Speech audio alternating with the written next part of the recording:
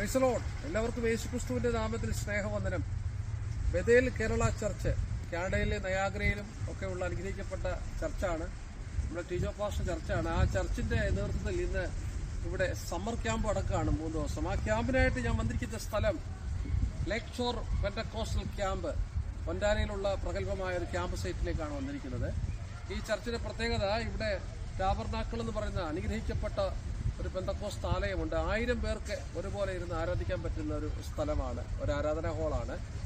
ഈ ലേക്ക് shore Pentecostal ക്യാമ്പിന്, ഈ സൈറ്റിന് ഒരു ചരിത്രമുണ്ട്.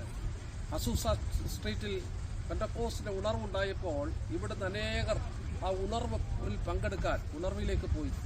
അതിൽ അനേക സ്ത്രീകൾ ആത്മസ്നാനം പ്രാപിച്ചു, ദൈവത്തിന്റെ വചനമനുസരിച്ചു, പെന്തക്കോസ്റ്റിന്റെ ശക്തിയിലേക്ക് നിറയപ്പെട്ടു.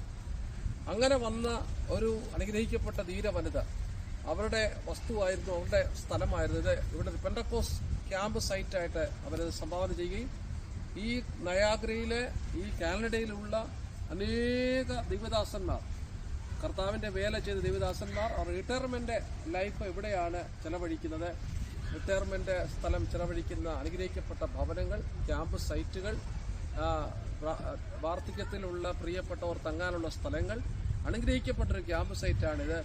അസൂസ സ്ട്രീറ്റിൽ ഉണർവുണ്ടായപ്പോൾ ആ പെന്തക്കോസ്റ്റ് ശക്തി നിമിത്തം അനേകർ നിറയപ്പെട്ടു. അവർ വസ്തുക്കൾ കർത്താവിന്റെ വേലയ്ക്ക് വേണ്ടി കൊടുത്തു. അനുഗ്രഹിക്കപ്പെട്ടൊരു പെന്തക്കോസ്റ്റ് ക്യാമ്പ് സൈറ്റ് തന്നെ ഇവിടെ പണിയപ്പെട്ടു.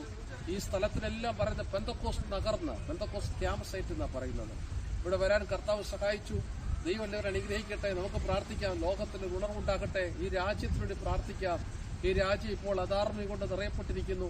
ഇവിടെ അനേക രക്ഷയിലേക്ക് വരാൻ, ദൈവത്തെ അറിയാൻ ദയാകേണ്ടതിന് പ്രാർത്ഥിക്കാം. ഒരു കാലത്തും ഉണർവിന് വേണ്ടി പ്രാർത്ഥിച്ചവർ, ഉണർവിന് വേണ്ടി യാത്ര ചെയ്തവർ, അനേക രാജ്യങ്ങളിൽ സുവിശേഷത്തിന് പങ്കാളിത്തം വഹിച്ചവർ, ഇന്ന് ഈ രാജ്യം ഒരു വല്ലാത്ത സ്ഥിതിയിലേക്ക് പൊയ്ക്കൊണ്ടിരിക്കുന്നു. എല്ലാ ദൈവമക്കളും പ്രാർത്ഥിക്കണം. God bless you. God bless you.